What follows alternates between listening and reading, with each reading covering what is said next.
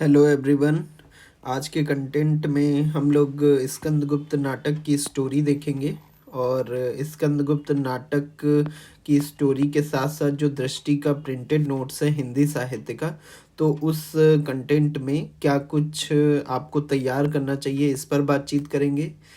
और 2000 से लेकर के 2024 तक जो भी क्वेश्चंस आए हैं अभी तक यूपीएससी में, उनका ये कलेक्शन है, तो इस पर भी आपको ध्यान देना है। ठीक है, तो मुझे ऐसा लगता है कि अगर आपने एक बार स्कंदगुप्त स्टोरी को थोड़ा बहुत ध्यान में रखा, स्कंदगुप्त की स्टोरी, स्कंदगुप्त नाटक की और स्टोरी के साथ साथ अगर आपने जो दृष्टि का प्रिंटेड नोट्स है, दृष्टि का जो प्रिंटेड नोट्स है उसका कंटेंट अगर आपने 3 से 4 बार पढ़ लिया, तो फिर आपका स्कंदगुप्त नाटक से रिलेटेड जो भी क्वेश्चंस आएंगे वो सब करने में आप सक्षम रहोगे। ठीक है, बाकी ये होता है कि कभी कभी किसी मतलब कंटेंट आपको यहीं से सब कुछ मिल जाएगा, लेकिन कभी कभी ऐसा होता है कि क्वेश्चन की डिमांड के हिसाब से आपको कंटेंट को मोल्ड करना होता है, तो इसका बस थोड़ा सा ध्यान रखेंगे। ठीक है, तो अभी सबसे पहले चलते हैं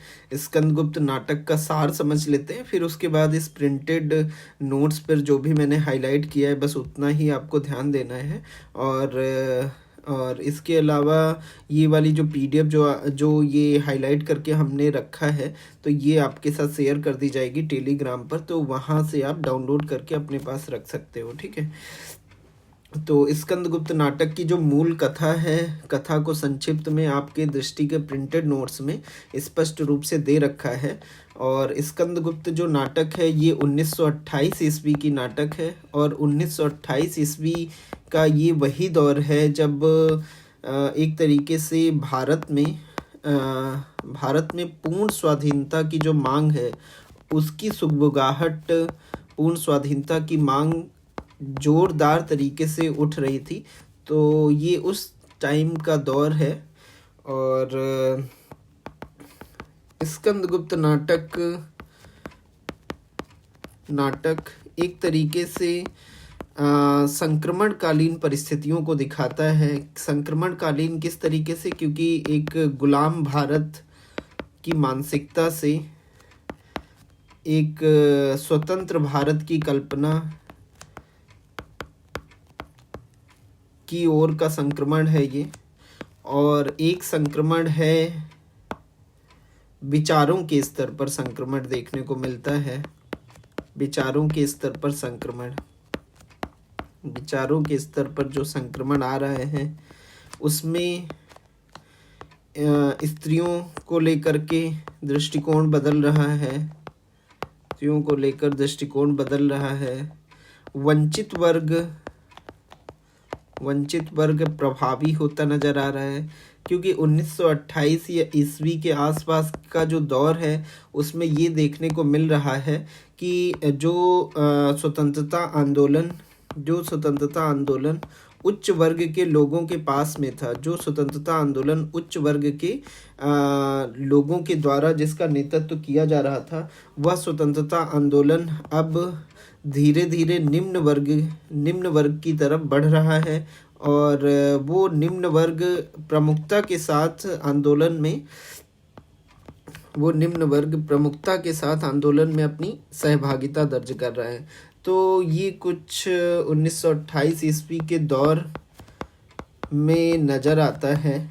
और वंचित वर्ग में जैसे मज़दूरों को ले लें या कहें कि ट्रेड यूनियंस को ले लें, तो वो सब ज़्यादातर देखने को मिलता है, ट्रेड यूनियन वगैरह। ठीक है, किसानों के बारे में ज़्यादा बातचीत होनी प्रारंभ हो गई है, तो ऐसा कुछ देखने का दौर मिल रहा है। साथ ही साथ ये वो दौर है जब ब्रिटिश शासन जो है, वो ब्रिटिश शासन थोड़ा बहुत कमज़ोर पड़ रहा है, ऐसा कुछ कह सकते हैं। और ये वो भी दौर है जब गांधी के जो विचार हैं, गांधी के विचार वो शिथिल पड़ते हुए भी नज़र आ रहे हैं। गांधी के विचार शिथिल पड़ते हुए नज़र आ रहे हैं, शिथिल पड़ते हुए नज़र आते हैं, क्यों गांधी के विचार शिथिल क्यों पड़ते नजर आते हैं? क्योंकि 1928 ईस्वी तक आते आते ऐसा हो रहा है कि गांधी जो हैं, जब 9 जनवरी 1915 को जब गांधी भारत आए दक्षिण अफ्रीका से, तो वो 9 जनवरी 1915 के बाद से, और मुझे लगता है कि 4 फरवरी 1922 तक, 4 फरवरी 1922 तक का जो गांधी का दौर रहा है वो एक तरीके से संघर्ष का दौर रहा है। और फिर उसके बाद जो जिस सिद्धांत को गांधी अपने जीवन में फॉलो करते थे, संघर्ष विराम संघर्ष की वो रणनीति, तो ये संघर्ष का दौर, अब एक तरीके से संघर्ष का दौर चल रहा था। फिर उसके बाद ये जो विराम का दौर है 1922 से लेकर के 29 तक कहें या पूरा 30 तक कह लें, तो ये कुछ विराम का दौर है। फिर उसके बाद संघर्ष का दौर गांधी का देखने को मिलता है। वैसे ऐसा विराम के दौर में ऐसा नहीं है कि गांधी अपनी क्रियाकलापों से गांधी जो है वो चर्चा का विषय नहीं है, या गांधी स्वाधीनता संग्राम से पूरी तरीके से दूर हो गए, ऐसा कुछ नहीं है। लेकिन गांधी जो हैं वो कहीं ना कहीं ऐसा हो रहा है कि गांधी खुद को थोड़ा सा अलग करते हुए नज़र आते हैं, और क्योंकि उनको लगता है कि सत्य और अहिंसा के जो उनके हथियार हैं वो उनकी सुरक्षा बनी रहे, उनके मूल्यों की सुरक्षा बनी रहे। तो इसको लेकर के कहीं ना कहीं, क्योंकि 4 फरवरी 1922 मैंने ये डेट इसलिए लिखा क्योंकि चौरी चौरा कांड, और उसके चलते फिर गांधी को लगता है कि नहीं, मूल्य को ज़्यादा प्राथमिकता देना चाहिए। इन्हीं मूल्यों को प्राथमिकता देने के लिए कहीं ना कहीं गांधी अपने आप को मुख्य धारा से हट करके रखते हैं कुछ दिन के लिए। फिर उसके बाद फिर 1930 के बाद फिर सविनय अवज्ञा आंदोलन, फिर उसके बाद जो गोलमेज सम्मेलन होते हैं, राउंड टेबल जो कॉन्फ्रेंसेस होती हैं, फिर उसमें गांधी प्रभावी रूप से नज़र आने लगते हैं। तो कुल मिलाकर के मैं ये कहना चाह रहा हूँ कि स्कंदगुप्त नाटक जिस दौर में लिखी जा रही है 1928 ईस्वी का, यह दौर अपने आप में बहुत कुछ बताता हुआ नज़र आता है, बहुत कुछ अपने आप में छिपाए हुए है 1928 ईस्वी का दौर। और इसी दौर में प्रसाद ने स्कंदगुप्त नाटक लिखी है, और इसमें कुछ बातें हैं जिस पर आपको बहुत ज़्यादा ध्यान देने की ज़रूरत है। एक तो नाटक में क्या होता है कि जब भी आप जैसे कुछ राइटिंग करते हो तो राइटिंग में चरित्रों के ऊपर बहुत ज़्यादा ध्यान देने की ज़रूरत है, चरित्रों के नाम के ऊपर। क्योंकि अब अगर आपने आंसर राइटिंग किया और आपके आंसर राइटिंग करते हुए चरित्रों के नाम नहीं आ रहे हैं तो फिर वो अच्छी बात नहीं है। तो चरित्रों के नाम ज़रूर मेंशन करना है, इसीलिए स्टोरी पर ध्यान देना है थोड़ा सा कि जिससे चरित्रों के नाम याद हो जाए, ठीक है। तो इसमें आपको ये बताना है, ध्यान रखना है कि जो स्कंदगुप्त नाटक है ये यही गुप्त साम्राज्य या जो जिसे स्वर्ण काल भी कहा जाता है उसकी राज परंपरा में स्कंदगुप्त चरित्र हैं।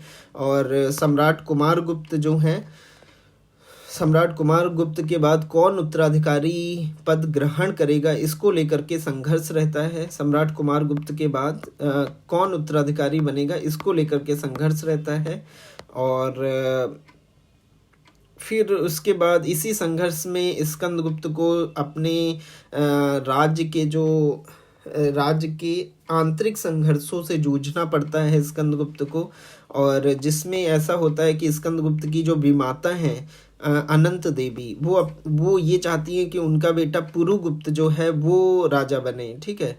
तो अनंत देवी और पुरुगुप्त, भटार्क और प्रपंच बुद्धि, ये एक टीम है। इसको एक टीम की तरीके से याद रखो, अनंत देवी, पुरुगुप्त, भटार्क और प्रपंच बुद्धि, ठीक है। और एक तरफ मैंने नाम बताया स्कंदगुप्त का, और स्कंदगुप्त के अलावा कुछ नाम और, जैसे यहाँ पर आप ध्यान रख सकते हो कि स्कंदगुप्त के साथ में देवसेना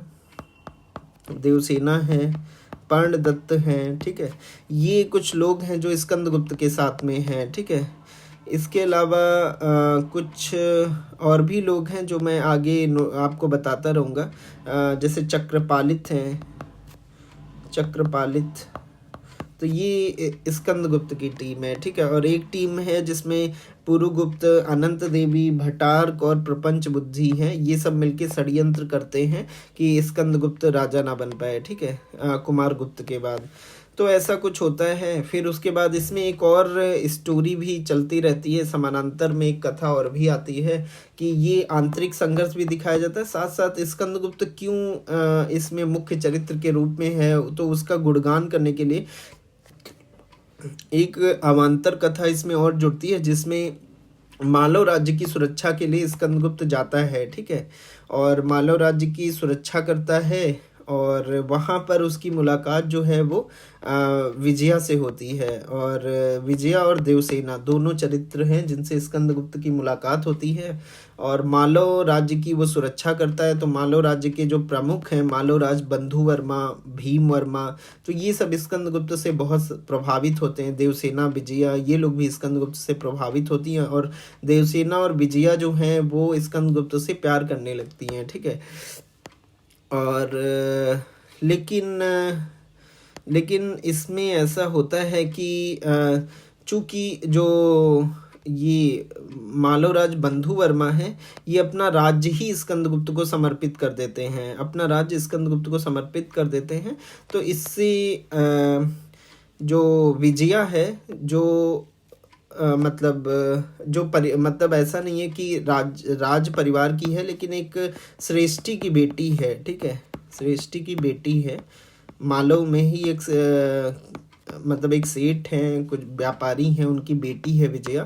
तो इसको बुरा लगता है कि बंधु वर्मा ने देवसेना से स्कंदगुप्त की शादी हो, इसलिए इन्होंने अपना राज्य जो है वो स्कंदगुप्त को दे दिया है, बंधु वर्मा ने। तो ऐसा कुछ विजया सोचती है, लेकिन और ऐसा कुछ होता नहीं है, वास्तविकता वैसी नहीं है। लेकिन देवसेना और स्कंदगुप्त लास्ट में ऐसा होता है कि देवसेना और स्कंदगुप्त के बीच प्यार है, ऐसा कुछ बातें निकल करके आती हैं, ठीक है। और फिर इसमें स्टोरी आगे बढ़ती है और विजया जो है वो देवसेना से ईर्ष्या करने लगती है और ऐसा कुछ बातचीत बढ़ती है। फिर क्या होता है कि विजया जो है स्कंदगुप्त को अप्रोच करती है कि वो उससे प्यार करती है, ऐसा कुछ। लेकिन स्कंदगुप्त की तरफ से कुछ उतना नहीं रहता है विजया के लिए। तो स्कंदगुप्त को पाने के प्रयास को लेकर के वो जो स्कंदगुप्त के खिलाफ में जो लोग हैं, जो मैं यहाँ पे बता रहा था कि एक पार्टी है अनंत देवी की, पुरुगुप्त की, भटार्क की, प्रपंच बुद्धि की, तो इनसे विजया मिल जाती है, ठीक है। और वो मिलती इसलिए कि स्कंदगुप्त को पा सके, इसलिए वो मिलती है, ठीक है। लेकिन वो जब इन लोगों की जो षड्यंत्रकारी हैं, जो स्कंदगुप्त के खिलाफ षड्यंत्र करते हैं, उनसे जब विजया मिल जाती है तो इस बीच उसकी भटार्क से बहुत ज़्यादा बातचीत होने लगती है, ठीक है। और फिर जब भटार्क से बातचीत होती है तो वो भटार्क के प्रति अनुराग रखने लगती है। और फिर उसके बाद जब भटार्क से कुछ दिन वो भटार्क के प्रति अनुराग रखती है, लेकिन उसको पुनः स्कंदगुप्त का पाने का प्रयास करती है। और यह भेद भटार्क को पता चल जाता है कि वो उसके प्रति जो अनुराग रख रही है वो सिर्फ एक छल है, वो स्कंदगुप्त से ही वास्तविक प्रेम रखती है। तो अंत में ऐसा होता है कि जो विजया है वो आत्महत्या कर लेती है। इस तरीके का एक प्रसंग आता है। तो विजया और देवसेना का एक प्रसंग है जो कि प्रसाद ने अपनी रचना स्कंदगुप्त में इसलिए रखा है क्योंकि देवसेना के चरित्र के माध्यम से जयशंकर प्रसाद ने छायावादी जो नारी दृष्टिकोण है उसको प्रमुखता से स्थापित किया है, छायावादी नारी दृष्टिकोण को प्रमुखता से स्थापित किया है। और विजया के चरित्र के माध्यम से ये दिखाया है कि उनके यहाँ पर जो नारियाँ जो जिनका व्यवहार व्यभिचार की तरीके से है, तो उन स्त्रियों को समाज में रहने का अधिकार नहीं है, उनको प्रसाद के यहाँ पर दंडित किया जाता है। इस तरीके का दृष्टिकोण है जयशंकर प्रसाद का, जो कि छायावादी दृष्टिकोण है।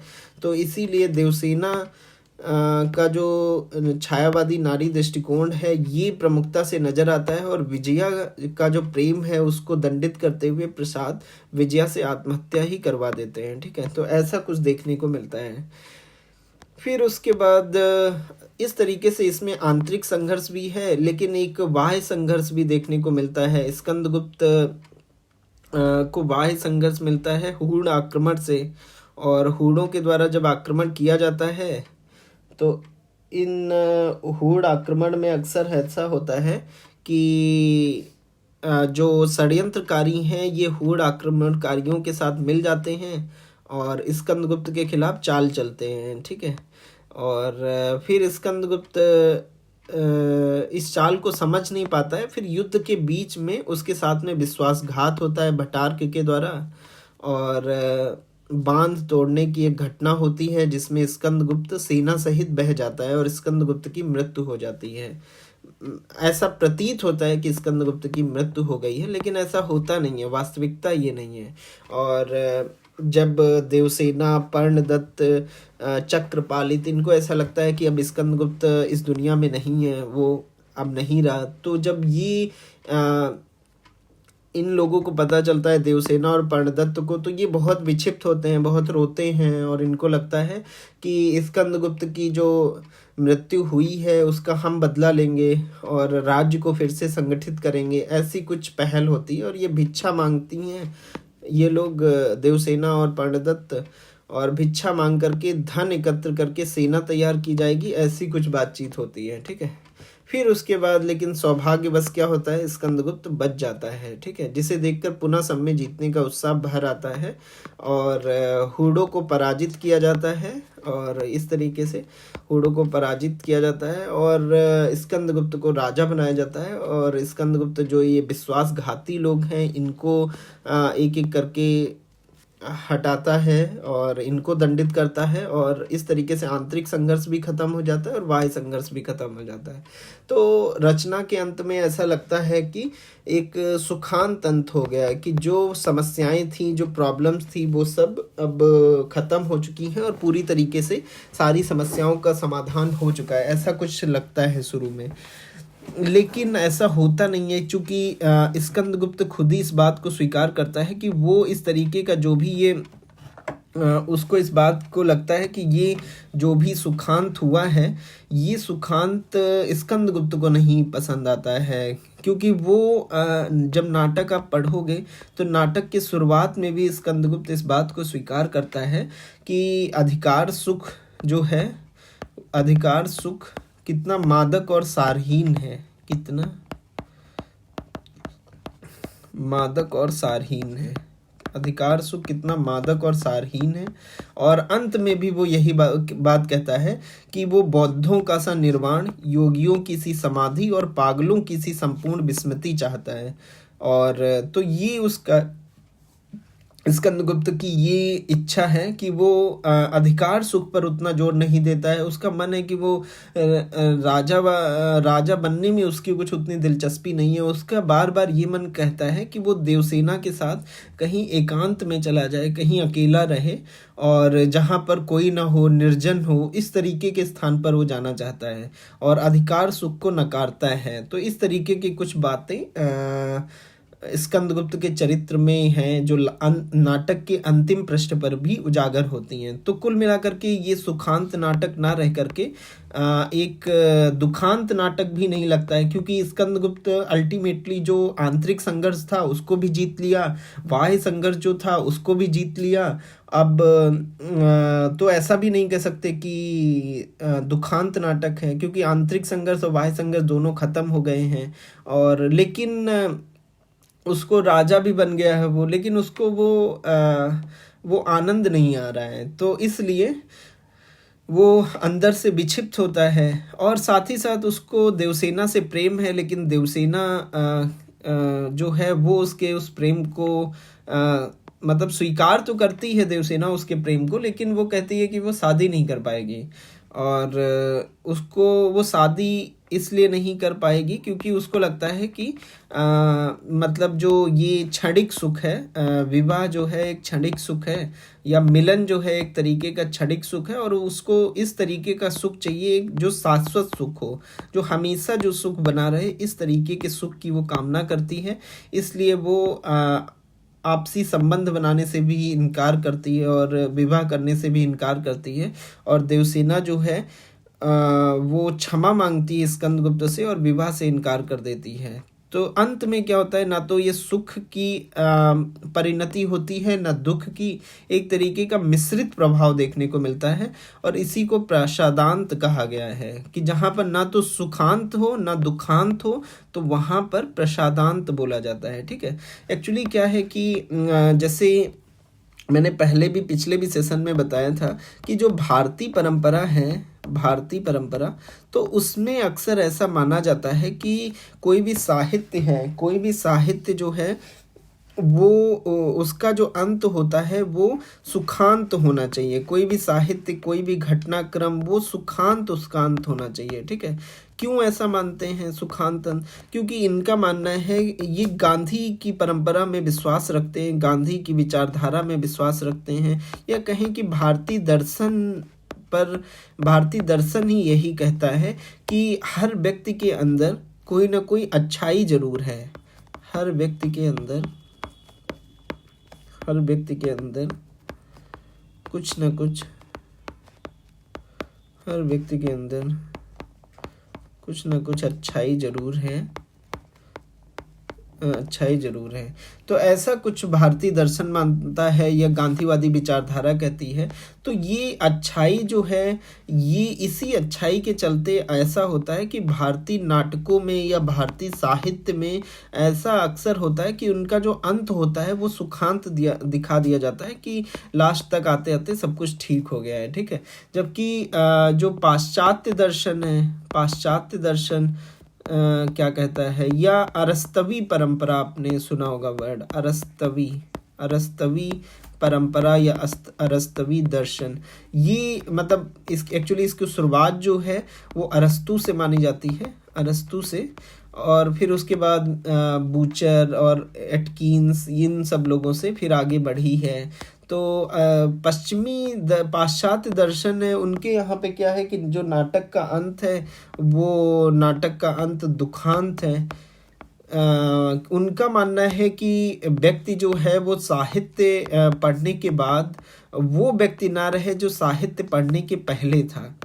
मतलब साहित्य पढ़ने के बाद उस व्यक्ति में विचारों के स्तर पर बहुत कुछ परिवर्तन आना चाहिए, और साहित्य पढ़ने के बाद ये वो व्यक्ति ना रहे जो व्यक्ति ये पहले था। तो इसलिए दुखांत अंत किया जाता है कि व्यक्ति की जो मस्तिष्क है उसमें चोट हो और एक तरीके से विचारों के स्तर पर परिवर्तन आए, विचारों के स्तर पर परिवर्तन आए, विचारों के स्तर पर परिवर्तन आए। ठीक है, तो इसीलिए दुखांत अंत किया जाता है, और दुखांत अंत होगा तो विरेचन होगा, और जब विरेचन होगा तो एक नई तरीके से शुरुआत होगी। तो ऐसा कुछ है पाश्चात्य दर्शन। लेकिन प्रसाद के नाटकों में या प्रसाद के साहित्य में अक्सर ऐसा देखने को मिलता है, ना तो वो भारतीय परंपरा को स्वीकार करते हैं, ना तो वो नाटकों या अपने साहित्य के जिस अंग भाग में, जिस विधा में वो साहित्य लेखन करते हैं उसमें ऐसा नहीं देखने को मिलता है कि उन्होंने सुखांत अंत किया हो, या ऐसा भी नहीं देखने को मिलता है कि उन्होंने पूरी तरीके से दुखांत अंत कर दिया हो। एक मिक्स टाइप का अंत देखने को मिलता है, और इसी को प्रसादांत कहा गया, जिसमें प्रसादांत कहा गया है। और ये वही बात यहाँ पे लिखी है कि अंत में क्या होता है, रचना का अंत सुख और दुख के मिश्रित प्रभाव पर है, जिसे समीक्षकों ने प्रसादांत कहा है। ठीक है, प्रसादांत में दुखांत भी शामिल है, मतलब सुखांत अंत भी है और प्लस दुखांत अंत भी है। ठीक है, ये थोड़ा सा ध्यान रखना है, सुखांत प्लस दुखांत अंत है, इसी को प्रसादांत कहा गया है। ठीक है, तो ये बात है। तो यहाँ पे स्कंदगुप्त नाटक में भी स्कंदगुप्त अंत में सब आंतरिक संघर्ष को भी दूर कर देता है, बाह्य संघर्ष को भी दूर कर देता है, लेकिन यहाँ पर स्कंदगुप्त फिर भी खुश नहीं है, फिर भी ऐसा नहीं है कि उसके जीवन में सुख है, क्योंकि एक तो वो अपने राजा बनने से सुखी नहीं है, क्योंकि उसको लगता है कि उसको बौद्धों का सा निर्वाण, योगियों की सी समाधि और पागलों की सी संपूर्ण विस्मृति चाहिए। उसको ये लगता है कि देवसेना उसको मिलना चाहिए, देवसेना से वो प्रेम करता था, लेकिन देवसेना उसको नहीं मिली अंत में। तो इस वजह से सुखांत भी नहीं है ना दुखांत है, और ये एक तरीके का प्रसादांत नाटक है। ठीक है, तो ऐसा कुछ है इस नाटक की मूल कथा। तो अभी तक के सेशन में मैंने ये बताया कि स्कंदगुप्त नाटक 1928 ईस्वी का नाटक है, और 1928 ईस्वी का जो दौर है वो अपने आप में एक संक्रमणकालीन दौर है, जिसमें गुलाम भारत से एक स्वतंत्र भारत या स्वाधीन भारत की जो परिकल्पना है वो प्रभावी रूप से नजर आनी चालू हो गई है। विचारों के स्तर पर संक्रमण है कि स्त्रियों को लेकर के और वंचित वर्ग पर, मजदूरों को लेकर के बातचीत ज़्यादा हो रही है, किसानों को लेकर के बातचीत ज़्यादा बढ़ गई है। ब्रिटिश शासन जो है वो कहीं ना कहीं अब धीरे धीरे कमज़ोर हो रहा है, और स्वतंत्रता आंदोलन जो है वो निम्न वर्ग की गिरफ्त में धीरे धीरे आ रहा है, ऐसा कुछ देखने को मिल रहा है। क्योंकि पहले जो आंदोलन था वो उच्च वर्ग के जो नेता लोग थे या नेतृत्वकर्ता थे वही उसको देख रहे थे। ठीक है, और फिर उसके बाद इसमें ये भी देखने को मिलता है ये कि गांधी के विचार धीरे धीरे शिथिल पड़ते हैं, और ये इसमें जो 1922 से 28 के काल में जो क्रांतिकारी घटनाएं हैं उनका प्रभाव ज़्यादा देखने को मिलता है।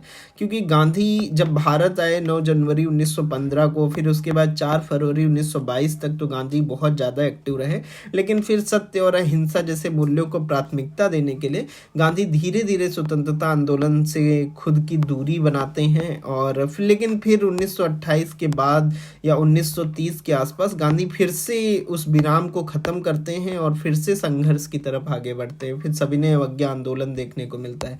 तो ऐसा कुछ है। तो ये उस संक्रमण काल की रचना है, और इस रचना में मैंने बताया कि कुमार गुप्त साम्राज्य के सम्राट हैं, और कुमार गुप्त के बाद कौन उत्तराधिकारी बनेगा इसको लेकर के संघर्ष होता है। तो उसमें स्कंदगुप्त का नाम आता है, लेकिन स्कंदगुप्त को आंतरिक षड्यंत्रों से गुजरना पड़ता है, और जिसमें पुरगुप्त, अनंत देवी, भटार्क, प्रपंच बुद्धि, ये लोग स्कंदगुप्त के खिलाफ षड्यंत्र करते हैं, और स्कंदगुप्त को बाह्य संघर्ष भी झेलने को पड़ता है, जिसमें हूणों का आक्रमण उसको देखने को मिलता है। ठीक है, तो ऐसा कुछ है। और लेकिन स्कंदगुप्त एक एक करके आंतरिक तथा बाह्य संघर्ष को समाप्त करता है, लेकिन वो फिर भी खुश नहीं रहता है, क्योंकि उसको राजा बनने का उतनी इच्छा नहीं है। वो देवसेना को लेकर के किसी एकांत व निर्जन स्थान पे जाना चाहता है,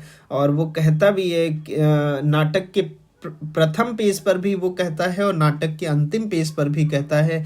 प्रथम पेज पर भी वो कहता है कि अधिकार सुख कितना मादक और सारहीन है, तो और अंतिम पेज पर भी वो कहता नजर आता है कि बौद्धों का सा निर्वाण, योगियों की सी समाधि और पागलों की सी संपूर्ण विस्मृति चाहिए उसको। तो इस तरीके की कुछ बातें करते हुए स्कंदगुप्त नजर आता है। ठीक है, तो नाटक का अंत जो है ना तो सुखांत है ना दुखांत है। नाटक का अंत एक तरीके का प्रसादांत है, जो सुख और दुख का मिश्रण है। इसी को समीक्षकों ने प्रसादांत कहा है। और सुख और दुख का मिश्रण क्यों किया है प्रसाद ने, क्या जरूरत थी कि प्रसाद ने सुख और दुख का मिश्रण किया? चूंकि प्रसाद की ये गलती नहीं है या प्रसाद की ये चूक नहीं है कि उन्होंने सुख और दुख का मिश्रण किया। एक्चुअली प्रसाद जिस दौर से हैं उस दौर में स्वच्छंद रचना की जा रही है। स्वच्छंदतावाद को ज़्यादा प्राथमिकता दिया जाता है कि स्वच्छंद रूप से, मौलिक रूप से रचना लिखने पर ज़्यादा जोर है। और छायावाद के लक्षणों में, छायावाद की विशेषताओं में एक ये भी विशेषता है कि वो उस काल की जो ज़्यादातर रचनाएं हैं वो स्वच्छंद तरीके की रचनाएं हैं। और जिसमें मौलिकता अधिक है, तो प्रसाद ने उसी मौलिकता को जीवंत रखने के लिए सुख और दुख के मिश्रण जैसा कुछ अंत दिखाया है, जिसे प्रसादांत कहा गया है। ठीक है, तो ऐसा कुछ है। और मैंने आपको ये भी बताया कि भारतीय परंपरा का सुखांत और पाश्चात्य दर्शन या अरस्तवी परंपरा का दुखांत बात। ठीक है, तो ये होपफुली आपको समझ में आया होगा स्कंदगुप्त नाटक के स्टोरी। अब अपने दृष्टि के प्रिंटेड नोट्स पर आए कि दृष्टि का प्रिंटेड नोट्स क्या है। तो इसमें एक क्वेश्चन आता है, यूपीएससी में भी क्वेश्चन आया हुआ है कि स्कंदगुप्त नाटक में राष्ट्रीय चेतना किस तरीके से उभारी गई है। क्योंकि 1928 ईस्वी का दौर फिर है और 1929 में हमको देखने को मिलता है कि लाहौर अधिवेशन हो रहा है, पूर्ण स्वाधीनता का संकल्प पारित होता है, ऐसा कुछ देखने को मिलता है। तो 1928 का दौर अपने आप में बहुत इम्पॉर्टेंट है, बहुत महत्वपूर्ण है। तो इस दौर में किस तरीके से राष्ट्रीय चेतना प्रभावी रूप से नजर आ रही है, इसको बताना है। ठीक है, तो इस क्वेश्चन की शुरुआत आप इसके टाइम पीरियड का जिक्र करके कर सकते हो कि 1928 ईस्वी का दौर है जिसमें पूर्ण स्वाधीनता की सुगबुगाहट उठने लगी है। तो इसकी राष्ट्रीय चेतना इसके समय काल से ही प्रदर्शित होती है, समय काल से ही दिखती है। और नाटक में कई स्तरों पर राष्ट्रीय चेतना प्रकट हुई है। कुछ इस तरीके की शुरुआत कर सकते हो। फिर नंबर 1 पे कि राष्ट्रीय चेतना का जब क्वेश्चन आएगा तो नंबर 1 पे राष्ट्र के प्रति गौरव की भावना कहाँ कहाँ पर देखने को मिली। एक्चुअली प्रसाद उन साहित्यकारों में से हैं, हिंदी साहित्य के उन लेखकों में से हैं जो इतिहास के प्रति गौरवपूर्ण दृष्टिकोण रखते हैं, या इतिहास को एक रोमानी दृष्टिकोण से देखते हैं, या इतिहास के प्रति राष्ट्रीयता का तत्व ज़्यादा देखते हैं। हिमाद्रि तुंग संग से प्रबुद्ध शुद्ध भारती, स्वयं प्रभा समुज्ज्वला स्वतंत्रता पुकारती, मतलब इस तरीके की बात ज़्यादातर प्रसाद करते हैं।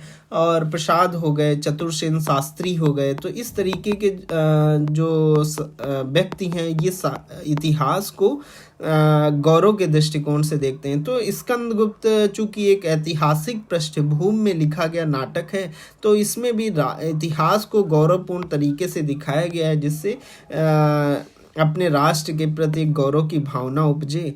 और इसमें स्पष्ट रूप से इन्होंने लिखा है कि किसी का हमने छीना नहीं, प्रकृति का रहा पालना यही, हमारी जन्मभूमि थी यही, कहीं से हम आए थे नहीं। अस्तित्व को लेकर के बात रखी गई है। ठीक है, और इसके अलावा देश की दुर्दशा और प्रतिवेदना का भाव भी इसमें दिखाया गया। देश की दुर्दशा के प्रति वेदना का भाव भी इसमें दिखाया गया है।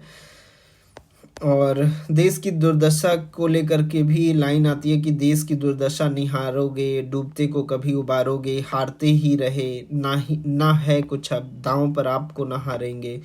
तो देश की दुर्दशा के प्रति वेदना को भी दिखाया है, देश के प्रति गौरव की भावना को भी दिखाया है नाटक में। राष्ट्र के लिए त्याग की भावना है देवसेना के चरित्र के माध्यम से, या देवसेना और पर्णदत्त के चरित्र के माध्यम से, कि देवसेना और पर्णदत्त जो हैं वो राज्य को या राष्ट्र को फिर से एकजुट करने के लिए भिक्षा मांगते हैं। तो वो उन सबका कि किस वो त्याग की भावना का जिक्र कर सकते हो। ठीक है, और इस तरीके की कुछ लाइन आती है इस नाटक में कि जिए तो सदा उसी के लिए, यही अभिमान रहे या हर्ष, निछावर कर दे हम सर्वस्व हमारा प्यारा भारतवर्ष। तो राष्ट्र के प्रति त्याग की भावना को दिखाया है, राष्ट्र के प्रति गौरव की भावना, राष्ट्र की दुर्दशा के प्रति वेदना को भी दिखाया है। तो इस तरीके का विवरण आता है। विदेशी पात्रों द्वारा भी प्रशंसा की गई है। जैसे श्रीलंका का जो धातुसेन है, इसमें श्रीलंका से आए हुए एक चरित्र धातुसेन का जिक्र इस नाटक में है, और धातुसेन के द्वारा प्रसाद ने भारत की प्रशंसा करवाई है। और धातुसेन कहता है कि भारत समग्र विश्व का है, संपूर्ण वसुंधरा इसके प्रेम पास में आबद्ध है, वसुंधरा का हृदय भारत किस मूर्ख को प्यारा नहीं है। ठीक है, तो इस तरीके का श्रीलंका का धातुसेन कहता है। विदेशी पात्रों द्वारा प्रशंसा भी देखने को मिलती है। सांप्रदायिकता जैसी विभाजक शक्तियों का सामना इसमें किया गया है। ठीक है, इसमें हिंदू मुस्लिम सांप्रदायिकता को नहीं दिखाया गया है, लेकिन इसमें हिंदू बौद्ध संघर्ष को दिखाया गया है। ठीक है, हिंदू बौद्ध संघर्ष को प्रतीक से 1928 ईस्वी की हिंदू मुस्लिम सांप्रदायिकता को उभारा है। मतलब वैसे प्रस्तुत ये है हिंदू बौद्ध संघर्ष, लेकिन इसको प्रतीक बना करके कहीं ना कहीं हिंदू मुस्लिम सांप्रदायिकता को उभारा गया है। ठीक है, तो स्कंदगुप्त नाटक में सांप्रदायिकता जैसी विभाजक शक्तियों को भी दिखाया है। और राष्ट्रद्रोहियों के प्रति वितृष्णा है कि जो भटार्क है उसकी माँ कमला भटार्क से कहती है कि मुझे तुझको पुत्र कहने में संकोच होता है, लज्जा से गड़ी जा रही हूँ। जिस जननी की संतान जिसका अभागा पुत्र ऐसा देशद्रोही हो उसको क्या मुंह दिखाना चाहिए। तो देशद्रोहियों के प्रति वितृष्णा है। राष्ट्र के प्रति हीन भावना जो रखने वाले लोग हैं उन पर चोट की गई है। ठीक है, काल्पनिक राष्ट्रीय चेतना का विरोध निषेध है। मतलब कि जैसे कुछ ऐसे लोग हैं ना कि जिनका ये मानना है कि भूखे पेट राष्ट्र पर मरने की जो बात करते हैं, तो उन लोगों का इस तरीके की राष्ट्रीयता की भावना का निषेध किया गया है। और वर्ग समानता की बात की गई है, भय और भूख से मुक्ति की बात की गई है। स्पष्ट रूप से इस नाटक में लाइन आती है कि अन्न पर स्वत्व है भूखों का और धन पर स्वत्व है देशवासियों का। तो और हिंसा मार्ग की स्वीकृति, एक्चुअली मैंने आपको बताया कि 1928 तक गांधीवादी नीतियों से मोहभंग, 1928 तक गांधीवादी नीतियों से मोहभंग होने लगा है, तो क्रांतिकारी घटनाएं ज़्यादातर बढ़ जाती हैं। तो वही यहाँ पर हिंसा मार्ग की स्वीकृति भी इस नाटक में देखने को मिलती है कि, और गोविंद गुप्त के कथन से स्पष्ट होता है कि आज आर्य जाति का प्रत्येक बच्चा सैनिक है, सैनिक छोड़कर और कुछ नहीं। तो इस तरीके का कंटेंट आपको लिखना है अगर क्वेश्चन आए कि स्कंदगुप्त नाटक में राष्ट्रीय चेतना वाला, तो इंट्रो में समय काल को लेकर जिक्र करके इंट्रो लिखना है। राष्ट्रीय चेतना वाले में गौरव की भावना है राष्ट्र के प्रति, राष्ट्र देश की दुर्दशा के प्रति वेदना का भाव रखने वालों के लिए भी कहा गया है। ठीक है, राष्ट्र के लिए त्याग की भावना को दिखाया गया है। विदेशी पात्रों द्वारा प्रशंसा धातुसेन के चरित्र के माध्यम से सांप्रदायिकता जैसी विभाजक शक्तियों को दिखाया गया है। राष्ट्रद्रोहियों के प्रति वितृष्णा है भटार्क की माँ कमला के चरित्र के माध्यम से, और राष्ट्र के प्रति हीन भावना रखने वालों पर चोट की गई है। और काल्पनिक राष्ट्रीय चेतना का निषेध किया गया है कि भूखे पेट राष्ट्र पर मरने की बात करने वाले लोगों को जवाब दिया गया है। और एक तरीके से वर्ग समानता और भय भूख से मुक्ति की बात कही गई है। हिंसा मार्ग की स्वीकृति है, मतलब गांधीवादी विचारों के शिथिल पड़ने की वजह से जो हिंसा मार्ग या क्रांतिकारी घटनाओं का जो बढ़ना था उसको स्वीकार किया गया है। ठीक है, और ये गोविंद गुप्त के चरित्र के माध्यम से स्पष्ट होता है कि आज आर्य जाति का प्रत्येक बच्चा सैनिक है, सैनिक छोड़कर और कुछ नहीं। फिर उसके बाद एक क्वेश्चन आता है कि स्कंदगुप्त में रस योजना कौन सी है, क्या होता है इसका मतलब, क्या कुछ है कि रस योजना का क्या तात्पर्य है। भारतीय साहित्य में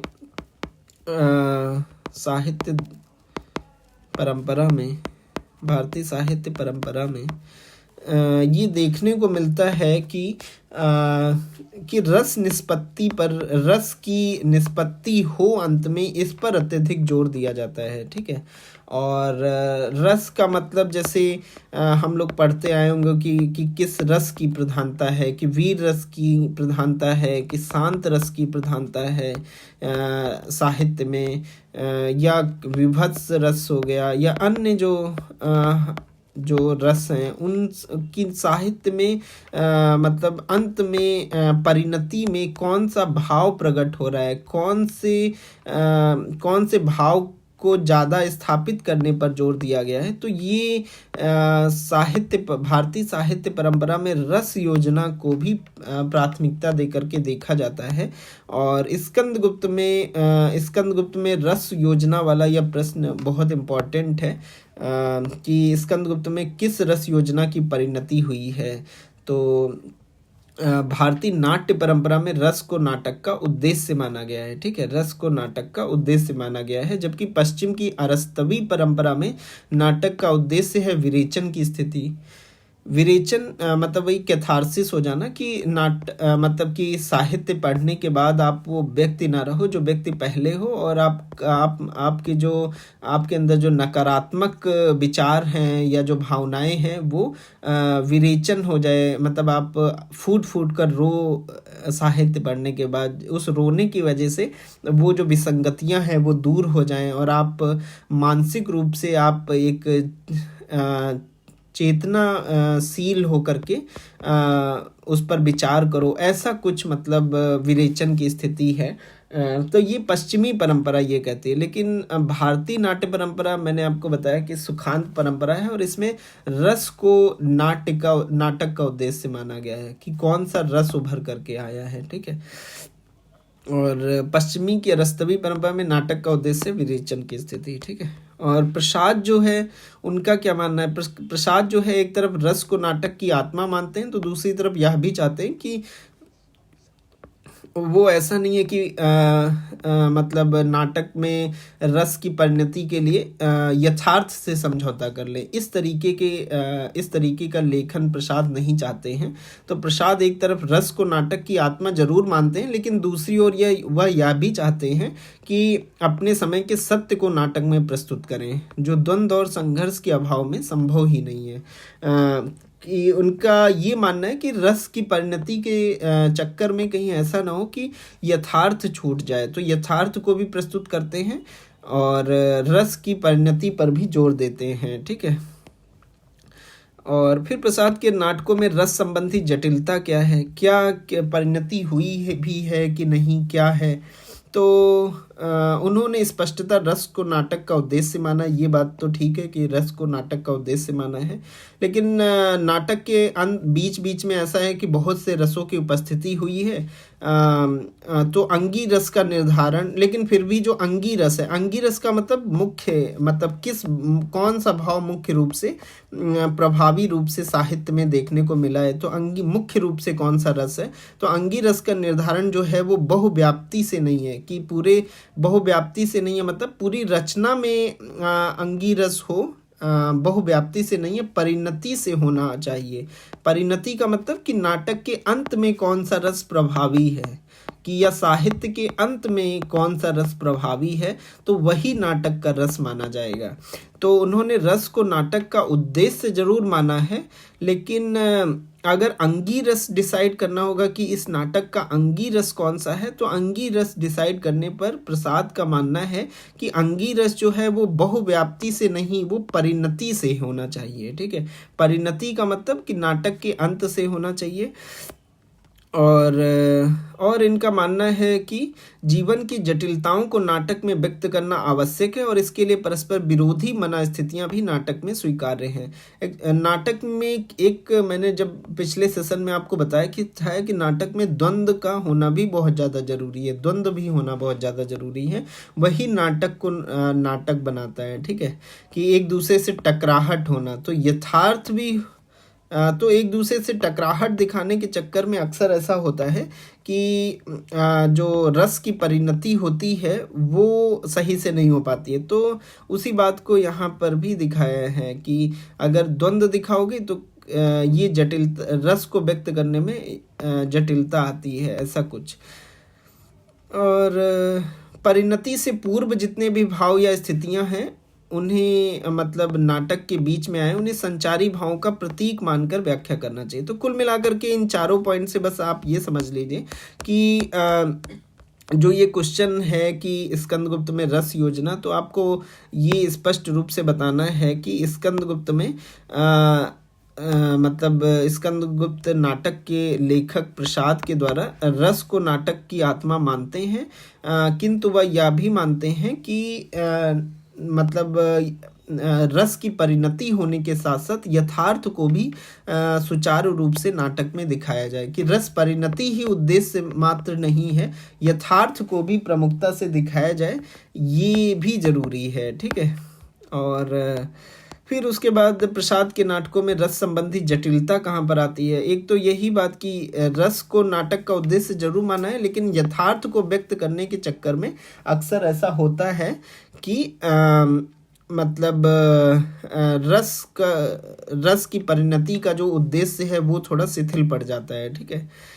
और ये भी है कि जैसे साहित्य लिखते समय बीच में कई सारे रसों की उपस्थिति होती है, बहुत से रसों की उपस्थिति होती है, तो किसको अंगीरस माना जाए, तो इसको लेकर के भी एक समस्या रहती है, ठीक है। तो स्कंदगुप्त में आए तो स्कंदगुप्त का कौन अंगी रस है कि कौन मुख्य रस है, तो ये वाला भी क्वेश्चन आया हुआ है एग्जाम में कि स्कंदगुप्त का कौन अंगीरस है, किसको अंगीरस कि मुख्य रस जो है स्कंदगुप्त रचना में वो कौन सा है।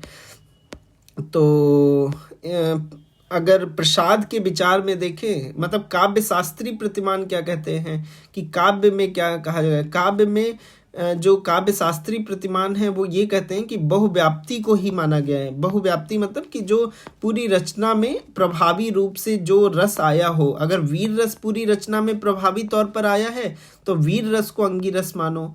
बहुव्याप्ति में जो आया हो कि जो विस्तृत रूप से नाटक में छाया हुआ हो विभिन्न घटनाओं में, तो उसी को अंगीरस मानो।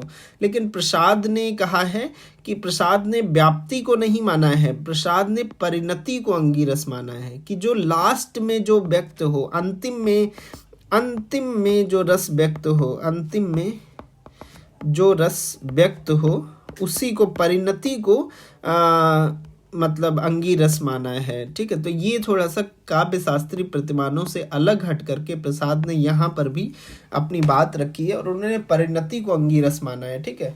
तो अगर परिणति में जाओ तो परिणति में जाओगे तो आपको लगेगा, वैसे व्याप्ति की दृष्टि से देखोगे तो वीर रस है, क्योंकि स्कंदगुप्त की वीरता का जिक्र है। स्कंदगुप्त के मालव के संबंध में जो घटनाक्रम आता है, जब देवसेना और उसके भाइयों की रक्षा करता है मालव जा करके, और तो वहाँ पर वीर रस की प्रमुखता देखने को मिलती है। या हूणों के आक्रमण से अपने राज्य की रक्षा करता है, या आंतरिक संघर्षों को जो समाधान निकालता है स्कंदगुप्त, तो व्याप्ति में देखें तो वीर रस नजर आता है। पर चूंकि इस प्रसाद जो है वो व्याप्ति को मानते ही नहीं है, परिणति को मानते हैं, तो चलो परिणति में चलते हैं। और जब परिणति में चलोगे तो आपको लगेगा कि परिणति में इसका देखोगे तो परिणति में स्कंदगुप्त का वीरता वाला भाव नहीं है कि वो वीर है।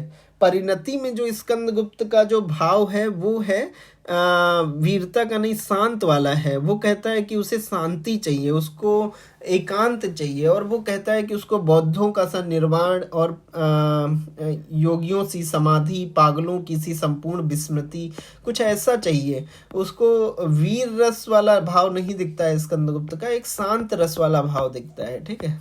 तो ऐसा कुछ है। तो ये बताना है कि बहुव्याप्ति में मतलब व्याप्ति की दृष्टि से वीर रस देखने को मिलता है, लेकिन परिणति में जाएं तो वीर रस नहीं है, परिणति में शांत रस देखने को मिलता है, ठीक है। और अगर श्रृंगार रस की बात कर लें कि क्या स्कंदगुप्त में श्रृंगार रस है, तो श्रृंगार रस तो दो ही चरित्रों में के माध्यम से, विजया के और देवसेना के चरित्र के माध्यम से ऐसा कुछ लग सकता है कि श्रृंगार रस है। लेकिन अब अंत में जाओ, परिणति में जाओ, तो परिणति में आप देखोगे कि स्कंदगुप्त को देवसेना मिली नहीं जिससे वो सच्चा प्रेम करता था स्कंदगुप्त। तो चूंकि अंत में भी प्रेम मिल नहीं पाता है, और एक तरीके से देवसेना जो है उससे कहती है कि उसके साथ में मतलब विवाह नहीं कर सकती है, और लेकिन मतलब उसके सहयोगी बन के रहना चाहती है, और उस क्षणिक सुखों का विरोध करती है जो विवाह में है। तो उन क्षणिक सुखों का विरोध करके वो आध्यात्मिक शांति की ओर जाना चाहती है। तो इस तरीके की कुछ बात करते हैं। तो श्रृंगार रस भी नहीं है परिणति में। परिणति में फिर से वही बात निकल कर के आ रही है कि श्रृंगार रस भी नहीं है, शांत रस ही है, ठीक है। क्योंकि वो स्पष्ट रूप से कहती है कि सब क्षणिक सुखों का अंत है, जिसमें सुखों का अंत ना हो, इसलिए सुख करना ही ना चाहिए। मेरे इस जीवन के देवता और उस जीवन के प्राप्य क्षमा, ये स्कंदगुप्त से वो कहती है देवसेना, ठीक है। तो और इसके अलावा हास्य, विभत्स और भयानक, ये भी बस सीमित मात्रा में कुछ ही घटनाओं में देखने को मिलते हैं, कुछ ही पात्रों में। जैसे हास्य रस जो है वो मुद्गल और मात्रगुप्त में देखने को मिलता है। भयानक रस जो है वो प्रपंच बुद्धि में, विभत्स रस हूढ़ सैनिकों द्वारा जो आक्रमण होता है तो उसमें। तो वस्तुतः इस नाटक का जो अंगी रस है, जो अंत में जो देखने को मिलता है, जो परिणति में देखने को मिलता है, वो है शांत रस। ठीक है, अब यहाँ पे अब ये तो पता चल गया कि हाँ, शांत रस जो है वो स्कंदगुप्त का अंगी रस है। लेकिन अब यहाँ पे एक डिबेट और छिड़ जाती है कि शांत रस में भी कौन सा शांत रस है। ठीक है, एक्चुअली क्या है कि शांत रस के भी कई तरह के टाइप हैं, उसको एक बार देख लेते हैं कि शांत रस में दो तरीके के शांत रस हैं। एक है निर्वेद मूलक शांत रस, निर्वेद मूलक शांत रस, और एक है आनंद मूलक शांत रस। एक है आनंद मूलक शांत रस, एक है निर्वेद मूलक शांत रस और एक है आनंद मूलक शांत रस। तो इसमें किसको कौन सा शांत रस है? क्या निर्वेद मूलक शांत रस है या आनंद मूलक शांत रस है? तो निर्वेद मूलक शांत रस क्या होता है? निर्वेद का मतलब होता है, निर्वेद का अर्थ होता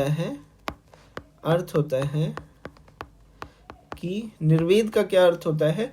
निर्वेद का अर्थ होता है कि संसार से मोह भंग हो जाना, संसार से मोह भंग हो जाना, संसार से मोह भंग हो जाना। अब जैसे कोई व्यक्ति है, उसका संसार से मोह भंग हो गया, तो इस तरीके से वो एकांत में चला जाएगा और वो एकांत में चला जाएगा और शांत रस को प्राप्त कर लेगा। तो इस तरीके की जो शांति है कि वो संसार से मोह भंग हो गया, फिर उसके बाद उसने एकांत चुना और वो एक तरीके से शांत रस को प्राप्त कर लिया। जब इस तरीके का कोई शांत रस की लास्ट में परिणति हो तो हम कहेंगे कि निर्वेद मूलक शांत रस है। लेकिन आनंद मूलक शांत रस क्या होता है कि इसमें क्या होता है कि ये जो आनंद मूलक शांत रस है, इसमें जो है वो शैव द्वैतवाद जो दर्शन है, शैव द्वैतवाद जो दर्शन है उसका प्रभाव देखने को मिलता है आनंद मूलक शांत रस में। और शैव द्वैतवाद दर्शन ये कहता है कि सब कुछ शिव करते हैं। क्या कहता है? कि सब कुछ शिव करते हैं। शैव द्वैतवाद दर्शन कहता है कि सब कुछ शिव की कृपा से हो रहा है, सब कुछ शिव की कृपा से हो रहा है, सब कुछ शिव की कृपा से हो रहा है। जो कुछ करते हैं अंश शिव के साथ में अंश और अंशी का संबंध है, शिव के साथ अंश अंशी का संबंध है, अंश अंशी का संबंध है। सब कुछ शिव है, सब कुछ शिव की कृपा से ही हो रहा है। तो जैसे कोई इस तरीके से मान ले कि सब कुछ शिव ही कर रहे हैं, उसके जीवन में सुख होगा तब भी कहेगा शिव की कृपा है, उसको अगर दुख होगा तब भी कहेगा शिव की कृपा है। तो एक तरीके से वो ना तो सुख में है और ना तो सुख में है और ना ही वो व्यक्ति दुख में है। वो एक तरीके से आनंद वाली स्थिति में है जो सुख और दुख से परे है और जिसमें वो समरसता की स्थिति को प्राप्त करता है, जिसमें वो समरसता की स्थिति को प्राप्त करता है वो व्यक्ति। समरसता की स्थिति का मतलब क्या होता है? समरसता की स्थिति का मतलब होता है कि ज्ञान, इच्छा और क्रिया, ज्ञान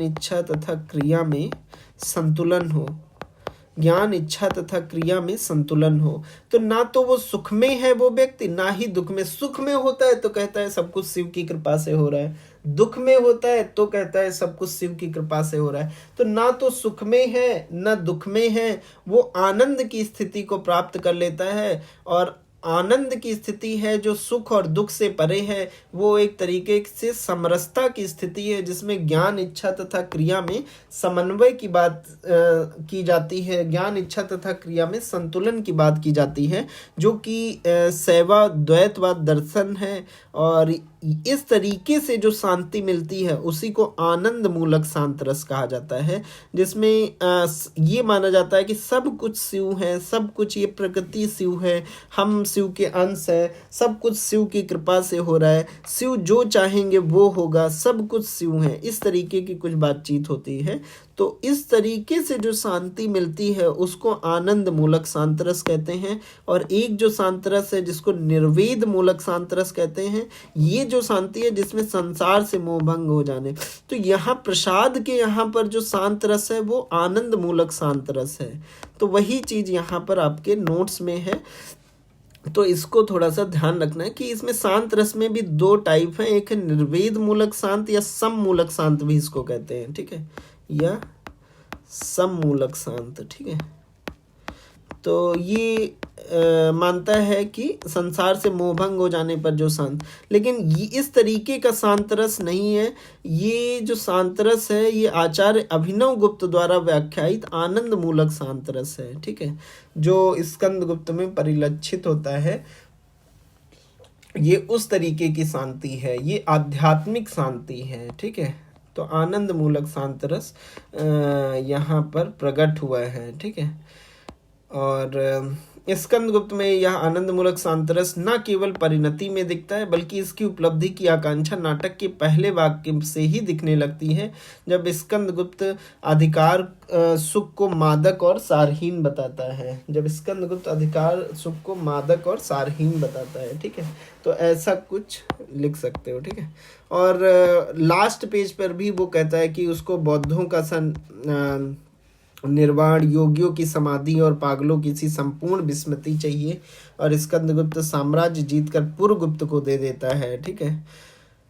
और तो इस तरीके से अगर ये वाला क्वेश्चन आए कि स्कंदगुप्त में कौन, स्कंदगुप्त नाटक का कौन अंगी रस है, स्कंदगुप्त नाटक का कौन सा अंगी रस है, तो उसमें आपको बताना है कि इसमें परिणति प्रसाद जो है वो परिणति को अंगी रस मानते हैं। परिणति में ना तो वीर रस दिखता है ना श्रृंगार रस दिखता है, परिणति में जो रस दिखता है वो शांत रस दिखता है, ठीक है। परिणति में जो रस दिखता है वो है शांत रस, और ये शांत रस में भी दो टाइप हैं, एक है निर्वेद मूलक शांत रस, एक है आनंद मूलक शांत रस। तो प्रसाद ने जो शांति दिखाई है वो आनंद मूलक शांत रस है, ठीक है, जो कि शैव द्वैतवाद दर्शन से प्रभावित है और जो कि समरसता की बात करती है, ठीक है, उस तरीके का आनंद है। तो ये बातचीत थोड़ा बहुत जब अंगी रस पूछा जाए तो उसमें कर सकते हो, ठीक है। फिर उसके बाद एक क्वेश्चन आता है कि ना सुखांत है ना दुखांत है या प्रसादांत है। तो ये मैं बता चुका हूँ कि भारतीय दर्शन जो है वो सुखांत पर बात करता है और पाश्चात्य दर्शन जो है दुखांत, लेकिन प्रसाद जो है वो ना तो सुख का अंत करते हैं ना तो दुख रूपी अंत करते हैं, वो सुख और दुख का मिश्रित अंत करते हैं, जिसको प्रसादांत बोला गया है, ठीक है। क्योंकि वो स्कंद जो है दुनिया जीत कर भी देवसेना को नहीं जीत पाता है, इसलिए नाटक का अंत सुख की अनुभूति नहीं कराता है, ठीक है। और ऐसा कुछ ये वाला हो जाएगा क्वेश्चन, कर लोगे आप। स्कंदगुप्त की दार्शनिक चेतना, तो दार्शनिक चेतना चूंकि प्रसाद का जो मुख्य दर्शन है वो उनकी जो रचना है कामायनी जो रचना है, जो यहाँ पर इन्होंने आपके नोट्स में भी है कि कामायनी रचना में जो प्रसाद का दर्शन है वो प्रमुखता से उभर करके आया है। कामायनी रचना में प्रसाद का दर्शन प्रमुखता से उभर करके आया है, लेकिन स्कंदगुप्त नाटक में भी ऐसा नहीं है कि प्रसाद ने अपने दर्शन को स्थापित करने के लिए किसी चरित्र का सहारा न लिया हो, स्वयं स्कंदगुप्त का ही सहारा लिया है। स्कंदगुप्त के चरित्र के माध्यम से उन्होंने अपने दर्शन को स्थापित जरूर किया है, और या कहें देवसेना के चरित्र के माध्यम से भी उन्होंने छायावादी विचारों को स्थापित किया। स्कंदगुप्त के चरित्र के माध्यम से जो जिस दर्शन से प्रसाद सबसे अधिक प्रभावित थे, शैव द्वैतवाद दर्शन, उसको उन्होंने स्कंदगुप्त के वाक्यों के माध्यम से कि अधिकार सुख कितना मादक और सारहीन है, प्रथम पृष्ठ से लेकर के अंतिम पृष्ठ पर भी वो स्कंदगुप्त से कहलवा देते हैं कि स्कंदगुप्त को बौद्धों सा निर्वाण, योगियों सी समाधि और पागलों की सी संपूर्ण विस्मृति चाहिए। तो उसको एक आनंद मूलक शांति चाहिए, और इसी दर्शन को प्रसाद ने अंत में भी स्थापित किया है। तो प्रसाद का जो दार्शनिक चेतना है उसमें इस बात को आपको रखना है कि मुख्य रूप से जो प्रसाद का दर्शन है वो कामायनी, उनकी जो रचना है कामायनी, उसमें देखने को मिलता है। लेकिन ऐसा नहीं है कि स्कंदगुप्त नाटक में उनका दार्शनिक पक्ष उभर करके नहीं आया है। उन स्कंदगुप्त नाटक में भी उनका दार्शनिक पक्ष प्रबलता से उभर करके आया है। और उनका जो प्रतिभिज्ञा दर्शन है या आनंदवाद जो है, आनंद जो ये शैवद्वैतवाद दर्शन या प्रतिभिज्ञा दर्शन जो है, प्रतिभिज्ञा दर्शन, तो ये दोनों एक ही हैं। और इसी दर्शन में या आनंदवाद दर्शन, तो इसमें जो कि शैवाद्वैत शैव परंपरा से ग्रहण किया गया है, जिसके अनुसार शिव ही सब कुछ करते हैं, शिव की कृपा से ही सब कुछ होता है और ज्ञान इच्छा व क्रिया का संतुलन मिट जाता है, समरसता की स्थिति आ जाती है, समरसता की साधना होती है। और इसीलिए उन्होंने स्कंदगुप्त जो मुख्य चरित्र है उसके माध्यम से अपने दर्शन को स्थापित किया है और उससे स्पष्ट रूप से कहलवा दिया है कि स्कंदगुप्त को और कुछ नहीं चाहिए। स्कंदगुप्त को बौद्धों का सा निर्वाण, योगियों की सी समाधि और पागलों की सी संपूर्ण विस्मृति चाहिए। तो और इसके अलावा ऐसा नहीं है कि आनंदवाद को ही रखा है, अन्य दर्शन को भी स्थापित किया। जैसे नव्य वेदांत दर्शन, ये क्या है? नव्य वेदांत दर्शन क्या है ये मैं आपको बता देता हूँ। नव्य वेदांत दर्शन ये क्या कहता है? नव्य वेदांत दर्शन जो है, एक्चुअली वेदांत दर्शन जो है उसी का एक परिवर्तित या उसी को एक नए दृष्टिकोण से इसमें दिखाया गया है नव्य वेदांत दर्शन में, जिसमें मतलब ये दिखाया गया कि जगत जो है वो मिथ्या नहीं है, जगत मिथ्या नहीं है, जगत मिथ्या नहीं है, बल्कि जगत मिथ्या नहीं है बल्कि ईश्वर की अभिव्यक्ति है। जगत मिथ्या नहीं है बल्कि ईश्वर की अभिव्यक्ति है। जगत मिथ्या नहीं है बल्कि ईश्वर की अभिव्यक्ति है। नव्य वेदांत दर्शन में बोला गया सब कुछ भगवान ईश्वर की कृपा से होता है, सब कुछ ईश्वर की कृपा से होता है, सब कुछ ईश्वर की कृपा से होता है, सब कुछ ईश्वर की कृपा से होता है। मतलब एक पत्ता भी, एक कण भी हिलता है तो वो ईश्वर की कृपा से, सब कुछ ईश्वर की कृपा से, ये नव्य वेदांत दर्शन कहता है। और यही नव्य वेदांत दर्शन यहाँ पर भी है, स्कंदगुप्त नाटक में भी है। जो देवसेना जिसको कहती है, देवसेना के माध्यम से इन्होंने नव्य वेदांत दर्शन को स्थापित किया है। और देवसेना कहती है कि विश्व के प्रत्येक कंप में एक ताल है, मतलब सब कुछ जो ये ताल मतलब विश्व ईश्वर की अभिव्यक्ति को इंडिकेट करता है कि विश्व के प्रत्येक कंप में एक ताल है, प्रत्येक परमाणु के हिलने में सम है, प्रत्येक हरी हरी पत्ती के हिलने में एक लय है। तो ये उस प्रकृति की ऊर्जा को ये तरफ इशारा करता है कि ये सब उसी की अभिव्यक्ति है, सब कुछ उसी परम तत्व से सब कुछ होता है। और इसी नव्य वेदांत दर्शन को महर्षि अरविंद मानते हैं, रविन्द्रनाथ टैगोर मानते हैं, डॉक्टर राधा कृष्णन मानते हैं, महात्मा गांधी मानते हैं। तो ये नव्य वेदांत दर्शन, तो एक मुख्यता से जो प्रसाद का दर्शन है वो है शैवाद्वैतवाद दर्शन या प्रतिभिज्ञा दर्शन। लेकिन प्रसाद की जो नाटक है स्कंदगुप्त, उसमें ऐसा नहीं है कि शैवाद्वैतवाद दर्शन ही है या आनंदवाद ही है, उसमें नव्य वेदांत दर्शन भी देखने को मिलता है। ठीक है, बौद्ध दर्शन भी देखने को मिलता है प्रसाद के यहाँ पर। और बौद्ध दर्शन मानता है कि हर क्षण परिवर्तनशील है, हर क्षण परिवर्तनशील है, हर क्षण परिवर्तनशील है, हर समय दुनिया बदल रही है, ऐसा कुछ। तो इसी बात को बौद्ध दर्शन को भी उन्होंने मतलब एक चरित्र धातुसेन जो श्रीलंका से आया उसी के माध्यम से बौद्ध दर्शन को स्थापित किया है कि परिवर्तन ही सृष्टि है, जीवन है, स्थिर होना तो मृत्यु है। तो अगर आपकी ज़िंदगी में परिवर्तन हो रहे हैं तो फिर मतलब जीवन सुखद है, अगर आप स्थिर हो तो वो एक मृत्यु समान है। इस पर प्रसाद ने बौद्ध दर्शन को भी स्थापित किया है अपने इस नाटक में। इसके अलावा प्रसाद ने नारी पुरुष संबंधों की सहजता भी प्रसाद के साहित्य में देखने को मिलती है।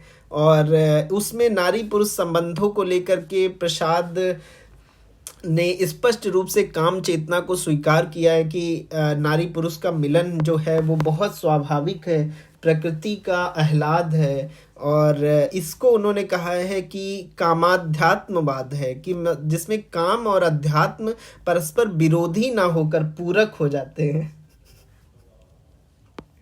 तो कामाध्यात्मवाद में काम और अध्यात्म को परस्पर विरोधी ना कहकर इसको पूरक बताया गया है। ठीक है।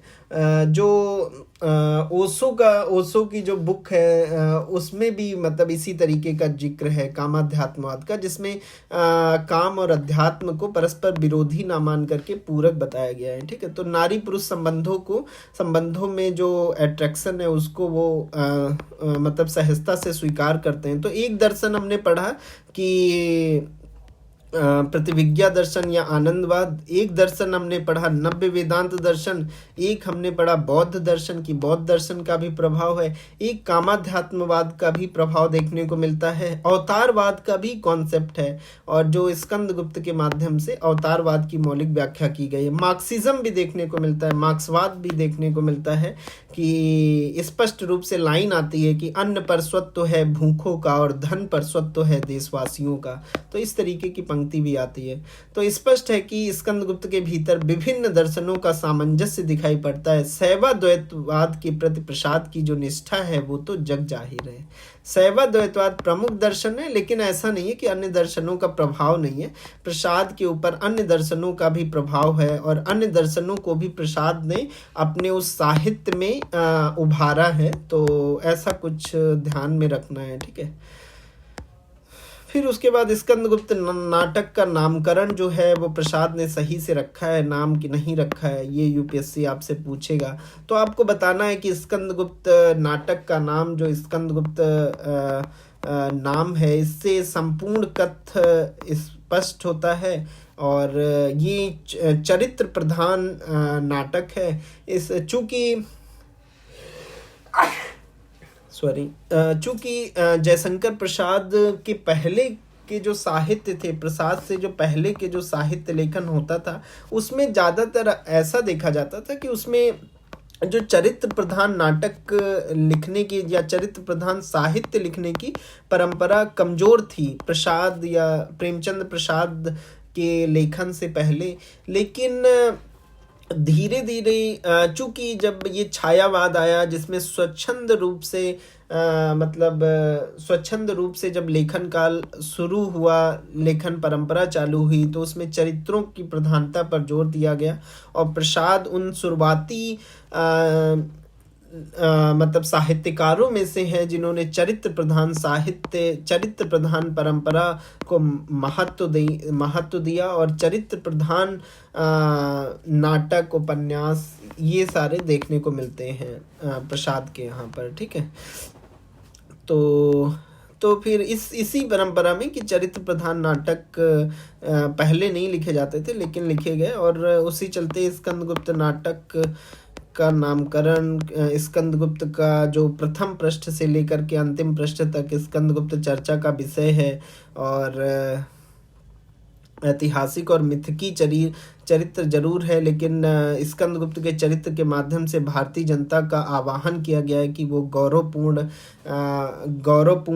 ढंग से मतलब गौरवपूर्ण भाव उनके सामने आए। इस तरीके का ऐतिहासिक या मिथकी चरित्र का इसलिए प्रयोग किया गया है। स्कंदगुप्त पूरे नाटक में प्रथम पृष्ठ से लेकर के अंतिम पृष्ठ तक है, और स्कंदगुप्त के माध्यम से उन्होंने अपना दर्शन भी व्यक्त किया, इसलिए भी स्कंदगुप्त मतलब एक महत्वपूर्ण चरित्र के रूप में है, क्योंकि वो प्रथम पृष्ठ पर कहता है कि अधिकार सुख कितना मादक और सारहीन है, और अंतिम पृष्ठ पे कहता है कि बौद्धों का सनिर्वाण, योगियों की सी समाधि और पागलों की सी संपूर्ण विस्मृति चाहिए। देवसेना अगर तो इस तरीके से स्कंदगुप्त नाटक का नामकरण जो एक प्रमुख चरित्र स्कंदगुप्त के नाम पर रखा गया है, यह अपने आप में संपूर्ण घटनाक्रमों को व्यक्त करता है, संपूर्ण कथ्य को समेटता है। तो ऐसा कुछ बातचीत करना है। इसमें सवाल यह है कि यदि प्रसाद इस नाटक को स्कंदगुप्त ना कहते तो क्या कहते, अगर देवसेना नाम रखते। तो फिर अंत में कहना है कि फिर देवसेना ऐतिहासिक चरित्र ना होने के कारण जन प्रभाव की दृष्टि से भी रचना को नुकसान पहुंचाता। तो कुल मिलाकर के प्रसाद ने इस नाटक के नामकरण हेतु उपस्थित सभी विकल्पों में सर्वश्रेष्ठ नामकरण का ही चयन किया है। ठीक है, स्कंदगुप्त में इतिहास और कल्पना वाला क्वेश्चन है कि तो इतिहास इस प्रसाद का जो इतिहास के प्रति दृष्टिकोण है वो गौरवपूर्ण है। और तो वो हमने देखा था कि इतिहास बोध कैसा है प्रसाद का, लेकिन इसमें कह रहा है कि स्कंदगुप्त में इतिहास और कल्पना का समावेश किस तरीके से, चूंकि कोई भी जैसे अगर इतिहास लिखना हो तो इतिहास में तो चलो तथ्यों को ज़्यादा प्राथमिकता दी जाएगी कि तथ्य गलत ना हो, ठीक है। लेकिन जो साहित्य है, साहित्य में ये अंडरस्टूड है कि मतलब साहित्य में ये बात अपने आप में, साहित्य शब्द अपने आप में ये बात समेटता है कि साहित्य में इतिहास रहेगा, मतलब तथ्य अगर सही रूप से हो तो ठीक है, लेकिन अगर उसमें कल्पना का भाव भी आए तो कोई आपत्ति नहीं है, क्योंकि साहित्य, क्योंकि ये इतिहास नहीं है, साहित्य है। और साहित्य कल्पना से अपना संबंध रखता है और तभी वो इतिहास और कल्पना के समन्वय से ही साहित्य बनता है। तो आपको कहना है कि साहित्य, आपको इंट्रो जब भी आए कि स्कंदगुप्त में किस तरीके से इतिहास और कल्पना है, तो आपको स्पष्ट रूप से बताना है एग्जामिनर को कि चूंकि प्रसाद स्कंदगुप्त साहित्य लिख रहे हैं, स्कंदगुप्त कोई ऐतिहासिक विवरण नहीं है, तो साहित्य में इतिहास और कल्पना का समावेश होना स्वाभाविक है, जो कि स्कंदगुप्त नाटक में भी देखने को मिलता है। और स्कंदगुप्त नाटक की भूमिका में प्रसाद ने स्वयं कहते हैं प्रसाद कि पात्रों की ऐतिहासिकता के विरुद्ध चरित्र की सृष्टि जहां तक संभव हो सका है नहीं होने दी गई है। मतलब प्रसाद जो एक्चुअली ऐसे व्यक्ति हैं जो कुछ काम करते हैं बहुत सलीके के साथ करते हैं। तो प्रसाद ने अगर इतिहास का प्रयोग किया है तो बहुत सारी बुक्स पढ़े हैं, अभिलेखों को जाकर के देखा है, डी कौशाम्बी और अदर हिस्टोरियंस जो हैं उनको उन्होंने पढ़ा है, उनको जाना है, केपी जायसवाल, आर.डी. बनर्जी, इन सोमदेव द्वारा लिखित कथा सरित सागर, इसके अलावा बहुत सारे अभिलेखों को देखा है, भीतरी और जूनागढ़ का स्तंभ लेख को देखा, इंदौर का तामपत्र देखा, कोसम के मूर्तिलेख देखे, गुप्तकालीन रजत मुद्राएं देखी, तब उन्होंने इतिहास का प्रयोग किया। तो बहुत सलीके के साथ यही बात वो भूमिका में लिखते हैं कि पात्रों की ऐतिहासिकता के विरुद्ध जो ऐतिहासिकता है, ऐसा नहीं है कि उसके साथ बहुत छेड़छाड़ किया है, वो यही बात लिख रहे हैं कि पात्रों की ऐतिहासिकता के विरुद्ध चरित्र की सृष्टि जहां तक संभव हो सका है ना होने दी गई है। ठीक है, पात्रों की ऐतिहासिकता के विरुद्ध चरित्रों की सृष्टि जहां तक संभव हो सका है ना होने दी गई है, फिर भी कल्पना का अवलंब लेना पड़ा है केवल घटना की परंपरा को ठीक रखने के लिए। लेकिन फिर भी कल्पना कहीं कहीं पर काल्पनिक, जैसे देवसेना का चरित्र हो गया या विजया का चरित्र हो गया, वो सब कल्पना ही है। तो वो कह रहे हैं कि जहां तक कोशिश की गई है कि ऐतिहासिकता को बरकरार रखा जाए, लेकिन कहीं कहीं पर कल्पना का भी प्रयोग किया गया है, अवलंब लेना पड़ा है केवल घटना की परंपरा को ठीक करने के लिए, कि घटना एक दूसरे से सही से कनेक्ट हो सके, जुड़ सके, केवल इसलिए बस कल्पना का अवलंब लेना पड़ा है। बाकी कोशिश की गई है कि ऐतिहासिकता या ऐतिहासिक रूप से जो तथ्यात्मक जानकारी है उसको सही रूप से प्रस्तुत किया जाए। पर लास्ट में आपको यही, जब भी आपसे पूछा जाए कि इतिहास और कल्पना के हिसाब से किस तरीके का प्रयोग है इस रचना में, तो आपको स्पष्ट रूप से इस बात को स्वीकार करना है कि अगर कल्पना का प्रयोग, चूंकि यह एक साहित्य लिखा जा रहा है ना कि कोई ऐतिहासिक विवरण प्रस्तुत किया जा रहा है, तो साहित्य में कल्पना का प्रयोग होना भी स्वाभाविक है। अब देखते हैं कि किस मात्रा में उन्होंने प्रयोग किया है। तो किस मात्रा में प्रयोग किया है, इतिहास दृष्टि अगर देख लें तो प्रसाद की जो इतिहास दृष्टि है कि वो बहुत सलीके से, मतलब उन्होंने प्रयोग किया, कल्पना का प्रयोग किया लेकिन बहुत सलीके से किया है। ठीक है, तो और मतलब उन्होंने उनके यहाँ पर जो इतिहास है वो इन मतलब जो अभिलेख हैं उनको उन्होंने पढ़ा है, बुक्स पढ़ी हैं, केपी जायसवाल, आर.डी. बनर्जी, ये सारी बुक्स पढ़ करके सोमदेव द्वारा लिखित कथा सरित सागर, फिर उन्होंने इतिहास का प्रयोग किया है। ठीक है, स्कंदगुप्त, कुमार गुप्त, अनंत देवी, पर्णदत्त, चक्रपालित, बंधु वर्मा, ये सब ऐतिहासिक चरित्र हैं। कुछ अर्ध ऐतिहासिक चरित्र हैं, सर्वनाग, पृथ्वीसेन, भीम वर्मा। कुछ काल्पनिक चरित्र भी हैं जैसे विजया, देवसेना, जयमाला।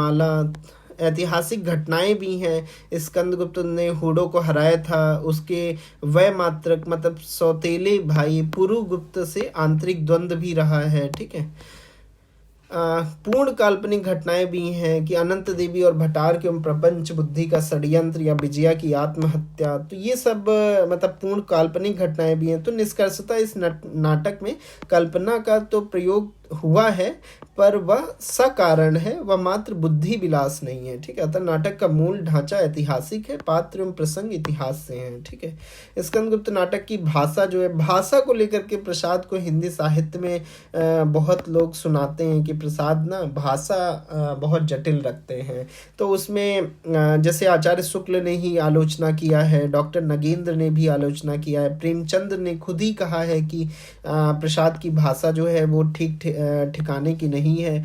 प्रेमचंद की जो मतलब जो प्रेमचंद ने खुद ही कहा है प्रसाद को लेकर के कि प्रसाद की भाषा जो है वो ऐसी प्रतीत होती है जैसे कई टन मिट्टी के नीचे दबी कोई लाश हो। ठीक है, कई टन मिट्टी के नीचे, कई टन मिट्टी के नीचे दबी कोई लाश हो। ठीक है, कई टन मिट्टी के नीचे दबी कोई लाश हो। ठीक है, और आचार्य शुक्ल, डॉक्टर नगेंद्र, इन्होंने भी प्रसाद की भाषा पर बहुत सुनाया है प्रसाद को, और इन्होंने कहा कि प्रसाद की जो भाषा है एक ढंग की चित्रमयी लच्छेदार भाषा है। डॉक्टर नगेंद्र ने कहा कि इसमें अभिनयोचित चांचल्य का अभाव है। अभिनयोचित चांचल्य का अभाव का मतलब कि अभिनय योग्य उचित नहीं है, रंगमंच के दृष्टिकोण से उचित नहीं है, डॉक्टर नगेंद्र कहते हैं। प्रेमचंद कहते हैं निर्जीव व जटिल है, मानो कई मन मिट्टी के बोझ से दबी कोई लाश है। ठीक है, कई टन नहीं, कई मन मिट्टी के बोझ से दबी कोई लाश हो। ठीक है, कुछ समीक्षक ने प्रसाद की भाषा को सृजनात्मक संभावनाओं से युक्त माना है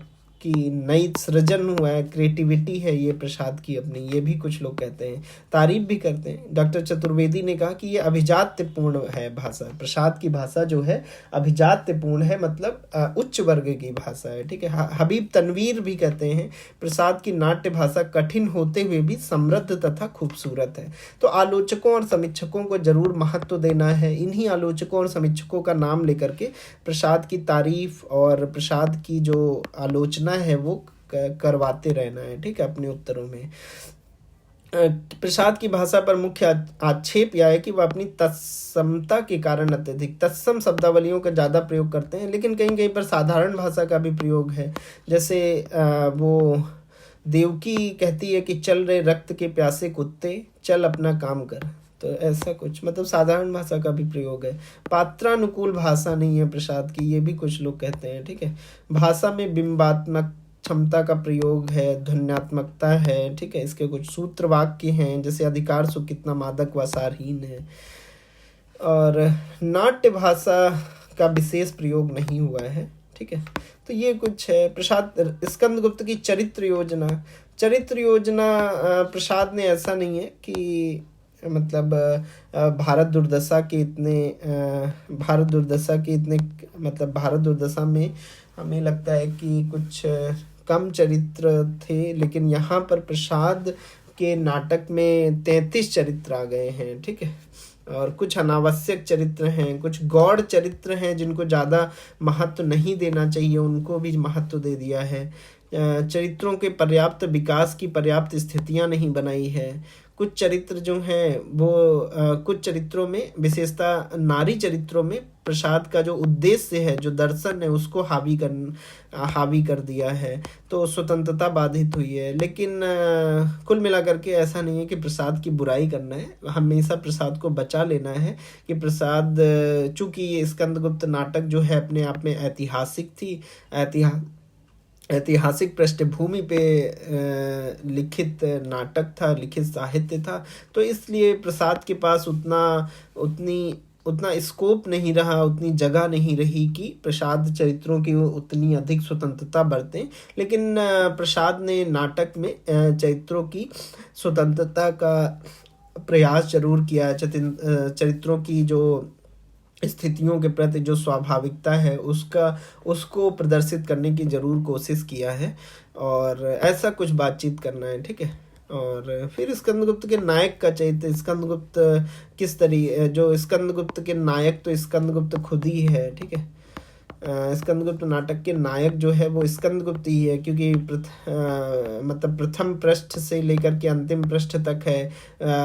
मतलब चाहे वो मालवा प्रांत की रक्षा करने से संबंधित बात हो, या आंतरिक संघर्षों के निपटाने की बात हो, या बाह्य संघर्ष के निपटाने की बात हो, सब में वो प्रभावी रूप से देखने को मिलता है। उदात्त तरीके का नायक है, ठीक है। और शांति एकांत इसको प्राथमिकता देता है, ठीक है। तो ऐसा कुछ तो उसके चरित्र पर बहुत कुछ लिख सकते हैं। देवसेना के चरित्र को डॉक्टर नगेंद्र ने तारीफ किया है कि ऐतिहासिक नाटकों की सर्वोत्तम नायिका देवसेना प्रसाद की चरित्र सृष्टि की कोमल कल्पना की अमर उपज है।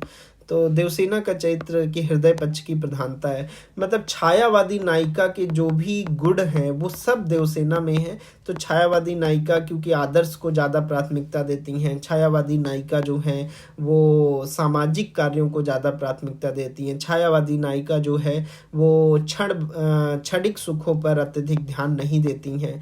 तो वही सारी विशेषताएं देवसेना के चरित्र में आत्मसंघर्ष से जूझती हैं, त्याग पर अत्यधिक बल दिया गया है, ठीक है। तो वही सब। प्रसाद के नारी चरित्रों में छायावादी दर्शन पूरी तरीके से देखने को मिलता है। जैसे कामायनी में लाइन आती है कि नारी तुम केवल सिद्धा हो, विश्वास रजत नभ पगतल में, पीयूष सोची बहा करो जीवन के सुंदर समतल में। तो इस तरीके की बात प्रसाद के यहाँ पर है। आंसू से भीगे अंचल पर मन का सब कुछ रखना होगा, तुमको अपनी स्मित रेखा से या संधि पत्र लिखना होगा। तो इस तरीके की कुछ बातें हैं, और नारी को आदर्श रूप में प्रस्तुत किया गया है। राष्ट्र प्रेम की भावना प्रमुख रूप से होती है। तो नारी चरित्र में छायावादी लक्षण हैं, और कोई नारी चरित्र अगर व्यभिचार को अपनाती है, जैसे विजया जो है व्यभिचार को अपना लेती है, तो प्रसाद उसकी आत्महत्या करवा देते हैं, ठीक है। ऐसा कुछ है। बाकी नारी चरित्र जो हैं वो पुरुष नायकों की सहयोगी बनकर आती हैं, ठीक है। स्कंदगुप्त की अभिनेता की रंगमंचीयता के दृष्टिकोण से, तो जो प्रसाद के बारे में मैंने आपको पिछले भी सेशन में बताया था कि प्रसाद वो व्यक्ति हैं जिनका स्पष्ट रूप से मानना है कि नाटक के लिए रंगमंच होना चाहिए, नाटक के लिए रंगमंच होना चाहिए, नाटक के लिए रंगमंच होना चाहिए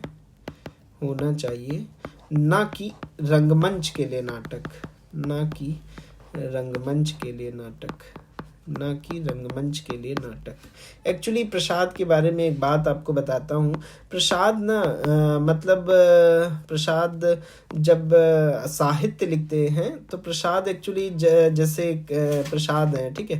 प्रसाद अपने मोहल्ले से निकले, ठीक है। अब वहाँ पे उन्होंने जैसे देखा कि नाटक जहाँ पर खेला जा रहा है वहाँ पर अठन्नी चवन्नी, या जैसे जो उस टाइम के जो टिकट का जो भी रेट था, तो वो टिकट लोग खरीद करके और फिर उसके बाद नाटक देख रहे हैं, ऐसा कुछ हो रहा है, ठीक है। तो नाटक का जो व्यवसायीकरण था उससे प्रसाद बहुत चिढ़ते थे, बहुत गुस्सा करते थे, ठीक है। तो नाटकों का व्यवसायीकरण प्रसाद को बिल्कुल पसंद नहीं आता था, और इस वजह से प्रसाद नाराज रहते थे कि रंगमंच उतना जरूरी नहीं है, रंगमंच उतना जरूरी नहीं है जितना जरूरी है साहित्य, कि मतलब साहित्य अच्छा विवरण ज़्यादा जरूरी है, उसका अभिनय हो या ना हो, इससे प्रसाद अपनी सहमति नहीं व्यक्त करते थे। और प्रसाद को चूंकि रंगमंच क्यों नहीं भाता था प्रसाद को, और क्यों रंगमंच के अनुसार बहुत सारे संकेत नहीं करते थे, बहुत सारे मतलब जटिल विवरण कर देते थे साहित्य में। तो ऐसा इसलिए करते थे क्योंकि प्रसाद को व्यवसायीकरण बिल्कुल नहीं पसंद था, और उसी व्यवसायीकरण ना पसंद होने की वजह से प्रसाद का जो नाटक प्रसाद के जो भी नाटक लिखे गए उसमें रंगमंचीयता का जो तत्व है वो उतना अच्छे से उभर करके नहीं आया, कमज़ोर पड़ गया। फिर वो मोहन राकेश जब आते हैं साहित्य परंपरा में, तो मोहन राकेश के यहाँ पर ये रंगमंचीयता का जो तत्व है ये सरल हो जाता है, ठीक है। लेकिन प्रसाद हैं, और प्रसाद ने अपने यहाँ पे इन सब बातों से, जैसे पारसी रंगमंच वगैरह से प्रसाद बहुत चिढ़ते थे, बहुत गुस्सा करते थे, ठीक है। तो ऐसा कुछ था। तो फिर मतलब यही है, चूँकि प्रसाद का स्पष्ट मानना था कि नाटक के लिए रंगमंच होना चाहिए, नाटक के लिए, जो बात यहाँ पे लिखी है कि नाटक के लिए रंगमंच होना चाहिए, ना कि रंगमंच के लिए नाटक। जबकि कुछ लोग ऐसा मानते हैं, मोहन राकेश या धर्मवीर भारती, इनका सबका मानना है कि रंगमंच ज़्यादा ज़रूरी है, ठीक है, मंचन होना ज़्यादा ज़रूरी है। तो कुछ समीक्षक जो हैं वो इसकी वजह से कि प्रसाद ने रंगमंच को उतना अधिक प्राथमिकता नहीं दिया, तो प्रसाद की बुराई भी करते हैं कि प्रसाद ने रंगमंच जो नाटक का आत्मा है उसको बताओ उतना प्राथमिकता नहीं देते हैं, साहित्य को ज़्यादा प्राथमिकता, मतलब जो नाटक का लेखन है उसको ज़्यादा प्राथमिकता दे देते हैं। तो प्रसाद की बुराई भी करते हैं कुछ समीक्षक मानते हैं, जैसे हबीब तनवीर हो गए, ठीक है। हबीब तनवीर का नाम मैंने आपको नुक्कड़ नाटकों के संदर्भ में बताया था, ठीक है। या जैसे अब्राहम अलकाजी हो गए, अब्राहम अलकाजी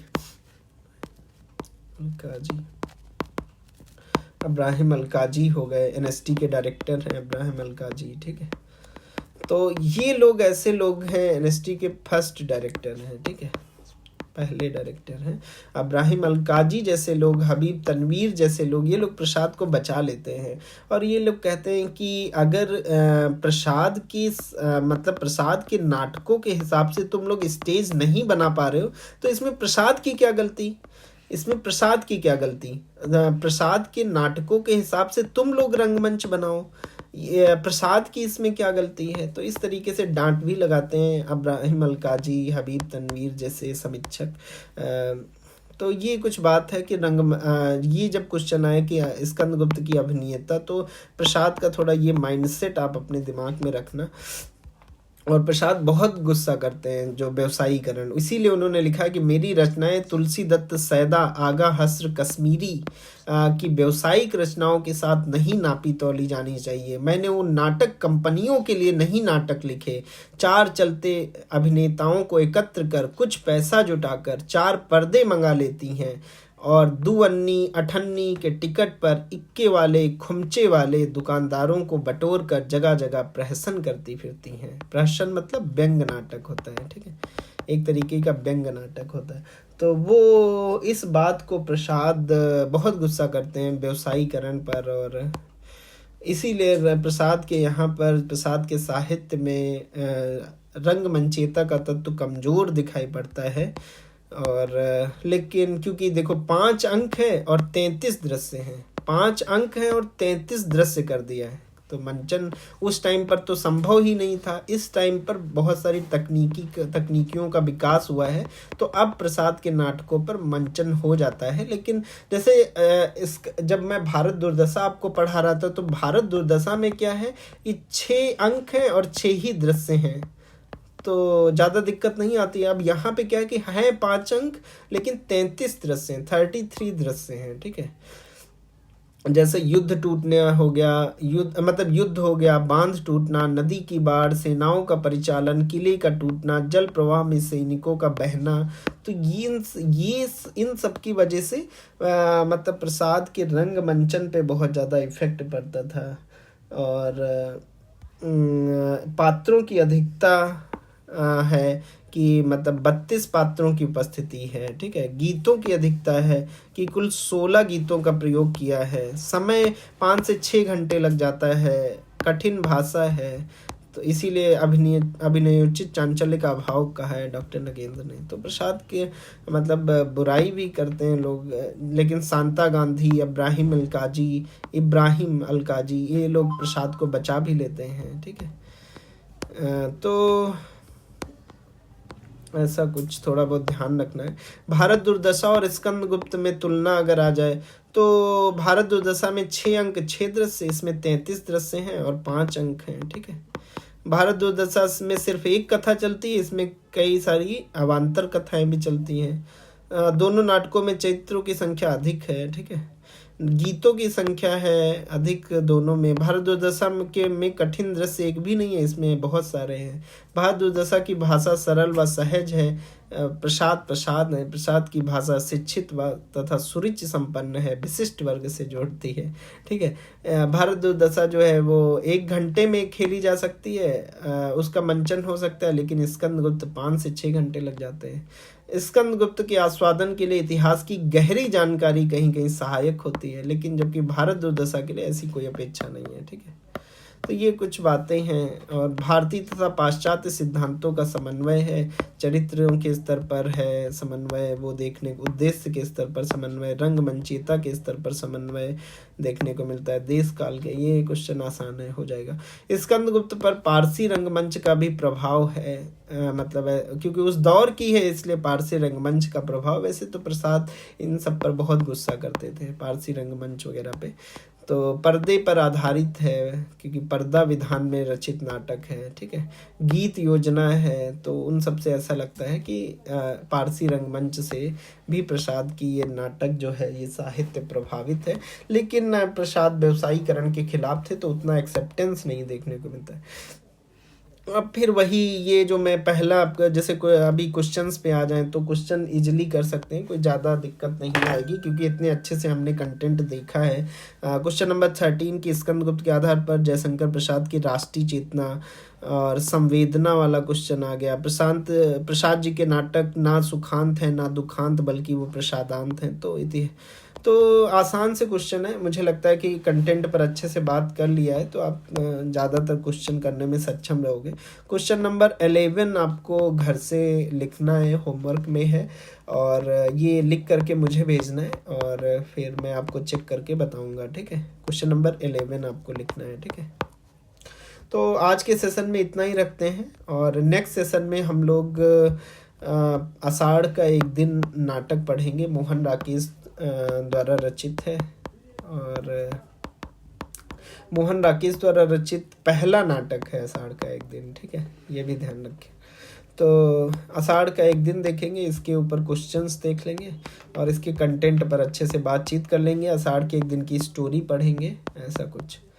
तो आज के सेशन में इतना ही। नेक्स्ट सेशन में आषाढ़ का एक दिन देखते हैं और उस पर डिटेल में बातचीत करेंगे, ठीक है। Thank you.